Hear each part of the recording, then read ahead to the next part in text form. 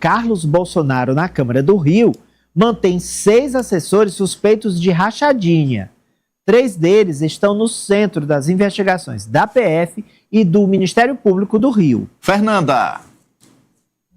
Exatamente, Ananias. A suplente que assumiu no lugar de Carlos Bolsonaro desde dezembro, já que Carlos Bolsonaro renunciou ao cargo de vereador para ser candidato ao Senado por Santa Catarina, a Alana Passos, ela manteve esses 6 assessores que são aí investigados por causa de suspeitas de operações relacionadas a rachadinhas. Esse é um termo que acabou ficando muito conhecido, né, daqueles parlamentares que pegam os salários dos assessores, ficam com parte do valor e só dão parte para esses funcionários. E aí esses 6 assessores, eles estão no gabinete de Alana Passos, mas estão na mira aí das investigações, principalmente da Polícia Federal.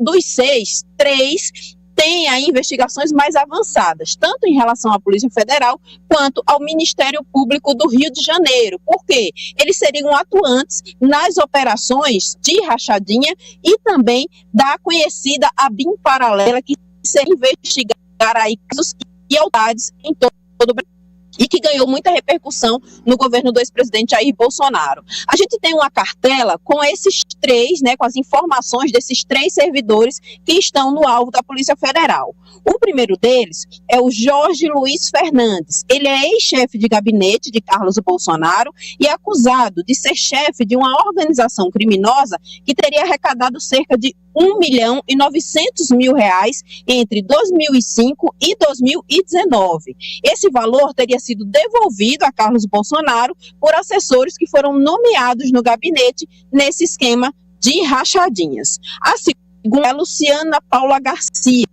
Ela é acusada de fazer parte da ABIN paralela, que é aquele esquema montado e que era chefiado pelo ex-deputado federal Alexandre Ramagem. Essa ABIN paralela era mantida por Carlos Bolsonaro e levantava informações sobre inquéritos envolvendo o ex-Jair Bolsonaro e todos os filhos dele. E o terceiro é Nelson Rabelo. Ele é alvo de investigação pelo Ministério do Rio de Janeiro.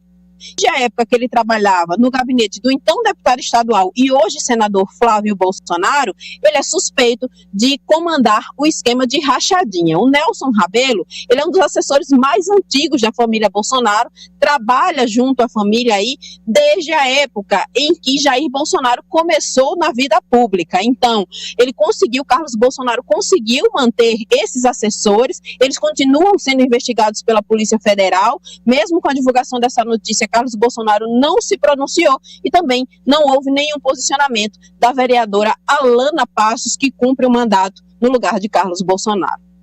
Então, Carlos Bolsonaro, que deixou o cargo para disputar para senador em Santa Catarina, né? Deixou essa questão lá no gabinete e assim ficou. E assim continua. Isso é um caso de quê, Ari? Temos um problema, que isso é um caso de corrupção. Temos um problema. Houston, temos um problema. Porque a principal bandeira da família Bolsonaro é combater a corrupção. Além da facada em 2018, essa pauta ajudou Bolsonaro a ser eleito presidente da República. E nessa tecla vem batendo o ex-deputado federal Eduardo, o senador Flávio, agora pré-candidato a presidente, e o próprio Carlos. Talvez eles não saibam, mas é corrupção você pagar R$10 mil para o Alessio como assessor e dizer: Alessio, teu mesmo é só 3, os outros 7 você vai devolver para mim. Isso é ilegal, é crime. É crime. Agora, cadê a bandeira da anticorrupção? O discurso cai por terra, né? Diante dos fatos. E não é inédito, né?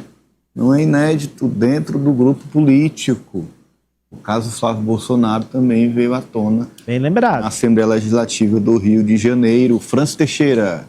Olha, Ananias, não dá nem para o Carlos Bolsonaro se desvincular da Alana Passos, porque eles têm uma amizade de longa data, uma parceria política que remonta desde a época que a Alana Passos foi deputada estadual pelo PSL. À época, inclusive, ela chegou a ser denunciada com a suspeita de peculato por ter supostamente nomeado uma empregada doméstica para o seu gabinete na Assembleia Legislativa do Rio de Janeiro. A ação que acabou sendo extinta posteriormente pelo STJ.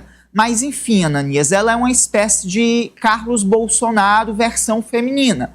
Então, tem uma ligação política muito estrita com o pré-candidato ao Senado por Santa Catarina e tem muito o que explicar. E quando a gente fala desses esquemas de rachadinha, a gente lembra que outro membro da família Bolsonaro, no caso, o pré-candidato à presidência Flávio Bolsonaro, também chegou a ser alvo de algumas denúncias relacionadas a supostas rachadinhas. Então, Ananias, infelizmente, são casos que vêm se repetindo, que necessitam da devida investigação. Eliezer.